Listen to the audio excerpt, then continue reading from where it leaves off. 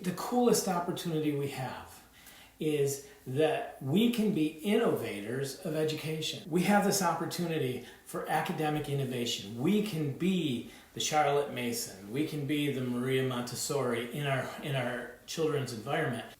Absolutely, he went to one of the best schools in the country. He had an education tailored to him. His teacher cared so much about him that she would do whatever it took to make sure he had a quality education. Like no other school was going to give him that or prepare him for that opportunity. You have that same ability. Like you can provide the best education for your child in the country, in the world.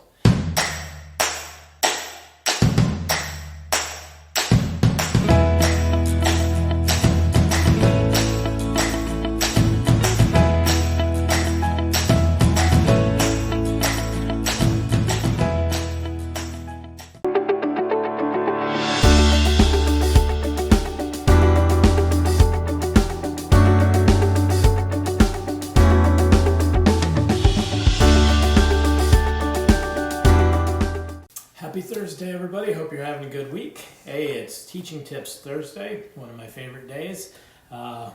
We are able to talk about doing things in your homeschool and in your family and parenting that hopefully give you some ideas that make you more successful and or at least think creatively about some of the options that you have. So we talked about the importance of a mission statement. Who are you? Why do you do what you do? Having that as a guiding principle. We talked about naming your school and having a name that your kids can relate to and identify.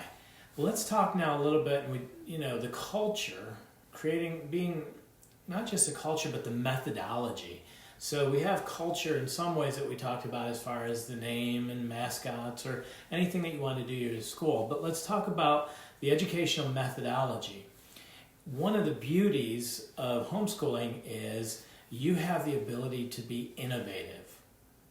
Like you are a educational reformer. You're not just an educational copycat. And if you are, let me encourage you to begin to think about educational reform for your students. Real quick, hi Sarah Beth, Desiree, Aniston, Laura, Shannon, Nicole, Missy, J24, good to see you. Glad you're joining me today. So when you think about, do you think of yourself as an educational reformer? Do you understand what makes you an educational reformer? I'd love to see your responses to that. Number one, homeschooling is different. So in some ways, we're educational reformers just because we choose to do things a little different. Oftentimes, though, we kind of run into a copycat mode where we default to what we know, or we default to what the biggest examples are around us, which would be public school or private school. And we don't really give too much thought to it. I don't want my kids in a public school classroom. I don't want them with teacher X, and I don't want them around those students. I don't want them on the bus. So what I'm going to do is I'm going to take that methodology and I'm going to bring it into my school as opposed to just reinventing the wheel. And that's something that I want to talk about.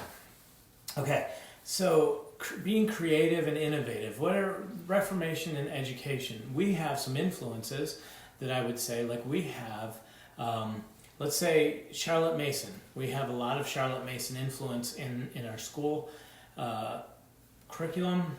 And the thing about Charlotte Mason is she was a British educator in the late 1800s. She looked at the child as actually being a human. Up to that time, children were in factories. Children were more like property. They weren't really considered human, so to speak. And Charlotte Mason began to see them as individuals, as people, and she began to create an environment that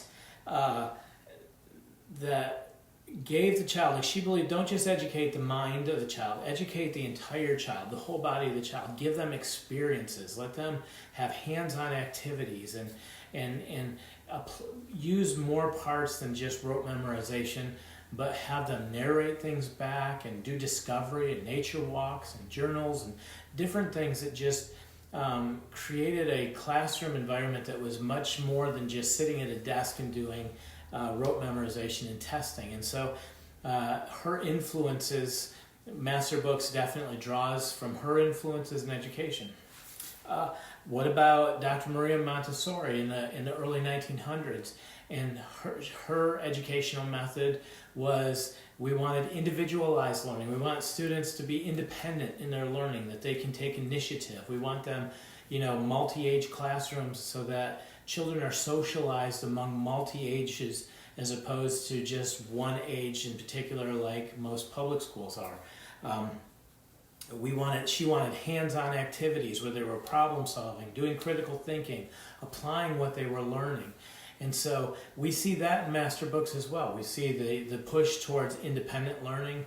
We see a lot of hands-on activities. We definitely encourage in socialization that you teach your children to expand, like teach them to interact with older people and younger people and males and females, all across the range, so that they have exposure and have a better social abilities. What we run into is, in American education system, the primary focus is on rote memorization. Here's the knowledge, memorize it, we're going to do a test. And why do we want them to succeed that way? Because that's not the way life works, right? We take information and then we apply that information. We use that information. That's how we grow as people. It's not just continually, like, we stop this. This is what's so crazy. Education goes from K to 12. This is what you do every year. We're going to do 5 core subjects or 4 core subjects. You're going to read the text, memorize the material, take the test, pass the test, move on. Those who do that well are exceptional.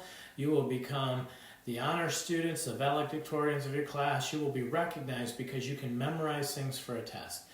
And then you're going to take a college placement test, which basically is what can you retain from what you remembered, and then you're going to do that again for so much of your college.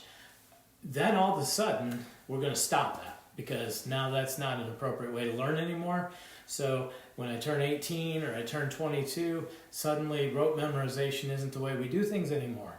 I've never worked for a company that just had me continue to read, memorize, and take tests. Now, there are things that I had to pass or have an aptitude, right? I had to have some test-taking abilities, and I had to memorize some things. But that wasn't what defined me as an employee. What defined me as an employee was the ability to use the knowledge that I had gained and apply it to the work that I had chosen. So the coolest opportunity we have is that we can be innovators of education. When people say, oh, you homeschool, be like, whoa, oh, you public school. For real? You public school? Like, you think that an education system based on rote memorization, stale socialization is going to be the best thing to prepare your student? Seriously? Why would you be snobby towards me when you're in a failed education, when you put your kids in a failed education system? Because what I've done, what I have the ability to do, is be innovative in the education system. This is when you start presenting some material, some research. Do you know that studies show that pushing kids too early can cause problems in their learning, their self-esteem, their emotional growth, all of these things? That's why we choose with Masterbooks to have a gentler approach in the beginning to help develop the whole child, to develop critical thinking skills, motor skills, emotional skills, stamina, all of these things before we move them up into a higher level, because that's a more intelligent, real-world way to educate a child. Oh, because we homeschool and we're innovative in our homeschool. We have, socialization. I used to love being asked, but aren't you worried about socialization? Can I just tell you, the last thing in the world I am worried about with my kids is socialization.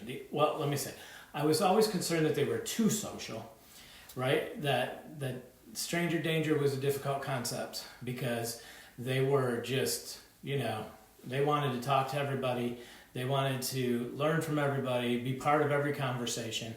And for the most part, they were. Social skills, not an issue. And I'm telling you, I'm going to give you a dad moment. I have a dad moment here. My son recently bought a vehicle. He had been a car salesman, which I think sales to me is one of the best things that you can do for your kids.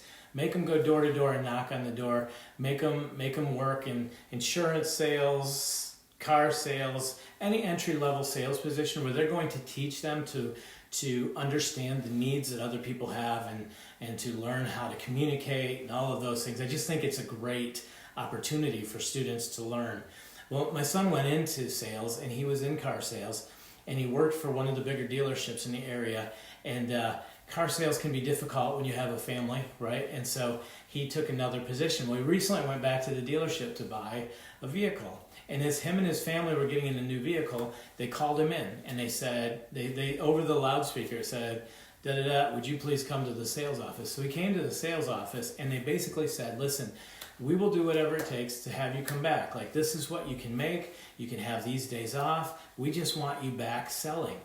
Why? Why would this 20-something-year-old kid be in such high demand that they would be willing to make accommodations to bring him back into their sales force? Because he was thinking homeschooled. He went to one of the best schools in the country. Absolutely, he went to one of the best schools in the country. He had an education tailored to him. His teacher cared so much about him that she would do whatever it took to make sure he had a quality education. Like, no other school was going to give him that or prepare him for that opportunity. You have that same ability. Like, you can provide the best education for your child in the country, in the world. Like, you have the ability to say, my child needs this. Nobody else is going to care about this child the way I do. And I also have the ability to be creative and innovative, to create an education for that is tailored to their needs and that will help them excel. And you may not always see it. Like, in the struggle, I might not have always seen that this is the way it was going to be. But now that I'm able to step back and I see the big picture and I see, 5 of my kids are now out adults and I'm watching them interact in the world. And they're still in that spot where, some of them are jumping the nest and they're flapping and all of that type of stuff. But the more I see, the more excited I get about homeschooling. We weren't perfect homeschool parents. By any means, we haven't been perfect parents, but I believe in the process, and I believe that the opportunity that it gave us helped us, because I can't even imagine what we would be dealing with if we hadn't had that opportunity. Okay, so we have this opportunity for academic innovation. We can be the Charlotte Mason, we can be the Maria Montessori in our children's environment, and by beginning to create the core values of our homeschool, that's what can start to set us apart when people begin to question us. So let me I got a couple of ideas that I'll give you for some creative things, that just kind of inspiration, right? Okay, so let's say I have the ability to customize the learning environment. So I have the ability to create a school environment where maybe we work at the table. Maybe sometimes we work at the back porch. Maybe everything we have is in a chest, and that's the chest of learning. And when we get ready to do school, we open up the chest of learning, and that's where the books come out, that's where the manipulatives come out, that's where all this comes, and that's the learning environment we have. And we use different things. We have squeeze balls or stress balls. We have trampolines. Whatever we have, we've created an environment that's conducive to our children, not to somebody else's children, not to what the neighbor or the Little League coach thinks we should be doing, because chances are they have no clue what they should be doing for my children. I can create an environment that's best for my family, my children, that's manageable, that's appropriate. So we create a customized learning environment. We have a whole child approach. Right? So we're not just looking at them memorizing math facts in kindergarten. I want to see them jump. I want to see them play. I want to see them imagine. I want to see them create new things. there's plenty of time to learn 2 + 2 = 4. Is it right now is when they need to develop the skills that their brain needs to develop, the capacity to learn new things, to have the stamina, to develop critical thinking skills, all of these things. I need the health. I need my child to be healthy. I need them to have good posture. I need them to be proud of who they are. So a whole child approach is important. I tell you, I love Masterbooks Academy that we are able to offer a phys ed program for K through 8. In homeschooling, a lot of times physical education isn't kind of a priority, right? Usually it's history, science, math, language. Those are like the priorities because those are things that most of us can do. Phys ed kind of takes a second seat. Yet in the early grades, motor skill development is so important. And as our body learns and becomes coordinated and we gain confidence, we gain strength, we gain posture, all of these things are so important as well. And so to have a phys ed program that's easy for a parent to implement with new skills and new skill development, which is going to help develop brain skills, and also the ability to participate like in a national presidential physical fitness test, that's to me, I'm so excited about it. I can't wait to interview Coach Stamper and talk with him about it so everybody can see the heart behind it and the benefits of it. But you have the ability in your innovative homeschool to say, hey, we educate the whole child. Well, your child gets on a bus and goes and sits in a classroom all day. I'm looking at a much broader education. I'm looking at the whole child. I can affect the diet of the child. I can affect how much sleep they get. They don't have to be on the bus early. They can sleep in, whatever. We have that ability. Okay, application and hands-on learning. So one of the core values may be that we do a lot of hands-on learning. We take the knowledge that we're gaining and we take it to the real world and we test it. We apply it. We see it in action. Why? Because that's what's important to us and other kids don't have that opportunity. Well, they're studying to pass a test. My kids are studying to actually experience it. That's really good. Sorry. What about outside the classroom? Like, I don't need walls. I can go outside the classroom. My kids, they learn. Life is about learning. Like, I'm creating lifelong learners. Like, that's a core value that we can hold to. See, these are just ideas to help inspire you to start thinking about academic innovation so that you can be proud of the homeschool you have, that your school is actually set apart, different, reformed. It's not, do your 98, the thesis on the doorstep and say, listen, this education system isn't producing exceptional children. You're so busy trying to prepare them to take a test for some standards for funding, or you're so busy trying to pass your social agendas that you're kind of missing the point. The point is to prepare them to be good adults, to be able to take care of themselves and take care of their families and to contribute to society. Like, that's the purpose that the education system should be working towards, not training them what to accept in social situations that, govern everything. All right, I'm off on tangent. Okay, interest-based schooling. We have studies are showing that the niches are winning. Like, in society, you can focus on just one niche now because I don't just serve 100 people in my community. Used to have a general store in the town square. That general store sold a little bit of everything. I guess we still do. It would be called Dollar General. Okay, but we don't necessarily do that now, right? We don't need to, because I can find almost anything I need. If I like polka dot bow ties, I don't have to hope that my general store has a polka dot bow tie. I can go to polkadotbowties.com and buy a polka dot bow tie. And that person can become an expert in all the silk and the threads and the way that the manufacturing is done and is it, how is it sourced and all of that type of stuff. Like, we can focus on niches, and that's a great opportunity for our kids to say, you're interested in this, let's focus on this. My children's education changed as their interests changed, but we had a lot of fun sometimes doing things because they were interested in it. Case in point, my son was interested in mechanics. He didn't really like schooling. So he and I would go on Craigslist and we would find snow blowers, lawn mowers, whatever. And I would make him do the negotiations. So he would call, ask him if it was still for sale.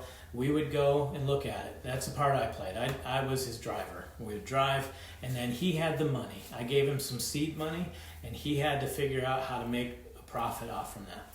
And so we would go to a location. He'd say, you want $50? Will you take 30? I'll take it right now for 30. And he'd wheel and deal and negotiate. I was driving, so he was probably 14, 15 years old at this time. And we spent an entire summer going and getting snow blowers, lawnmowers, weed whackers, chainsaws, you name it. He'd bring them home, refurb them, and then turn them around and sell them for a profit.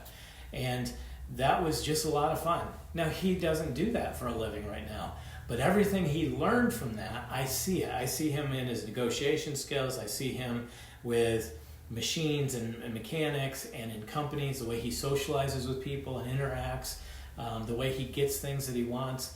Like, all of that has been, it was valuable for him, and we could focus on the niches. So interest-based schooling is something that we can do as innovative homeschoolers. What about soft skills? Like, I work in corporations. I've been working in corporations now for 30 years.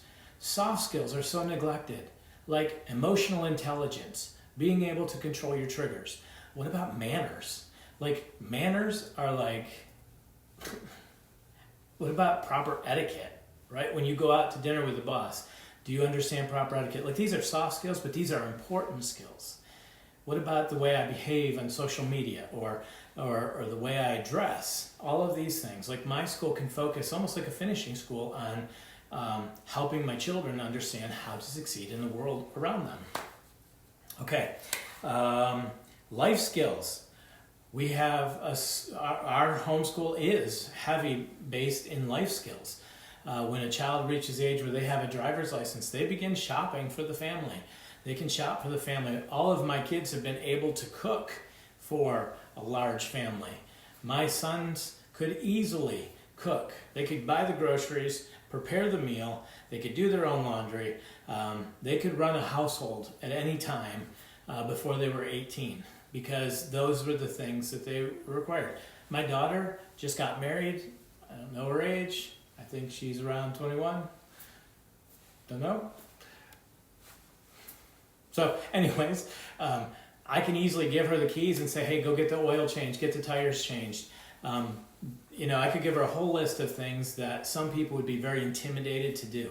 The guys that change the oil, they know who she is. They usually throw in a free something, like, very easy for her to navigate life because she's had to do that. You haven't lived until you've walked into Burger King and ordered 21 hamburgers for a family. And my kids have all had to do that, and they understand how to do that. So those are life skills that you can do. What about technology, right? So technology is something that using and not being used by technology. Understanding that. And so we can be a technology-friendly school, but we can also understand the perils of technology and understand how to use technology to advance, but not have technology use us to bring us down. So see, there's a lot of things we can do in creating very innovative homeschools that set us apart and different from other academic situations. So that's my encouragement, is that you would take this and that you would begin looking to innovate and be creative. We have a new curriculum coming out. It's a cursive curriculum. I just love it. It's very outside the box. It's not your typical, here's the letter A, write it 20 times. It integrates it into like a fishing theme, and students are encouraged to do things like strengthen their core, develop motor skills, just to think very differently. It's very application-based, very outside the box. And I love forcing people into a new mindset that we have this opportunity to innovate, to create a reformation in education in our families, and how valuable that is. That they don't have to, our kids aren't bound by the limits of a failed education system. That we can actually do research and we can find like modalities of learning.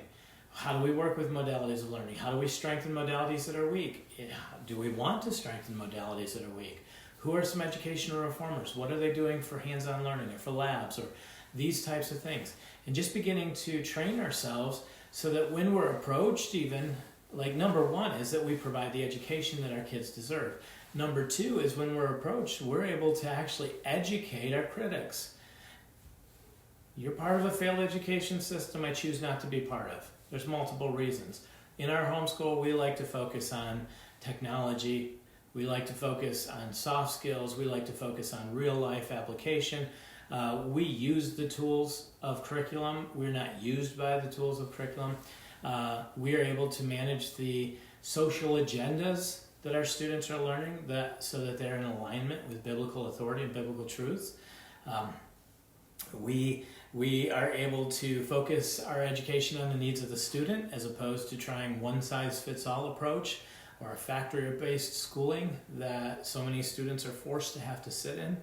And I think that we can look at students even with special needs or students that don't do as well in the traditional failed model with who've excelled in life because they were creative thinkers, they were problem solvers.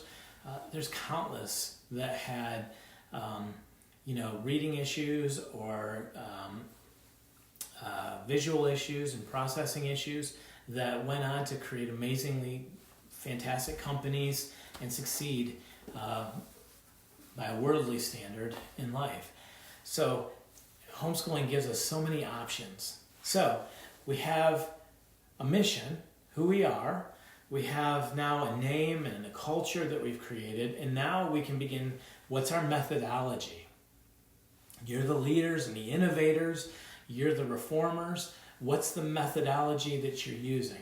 And I think masterbooks plays really well into being innovative. We believe one size does not fit all.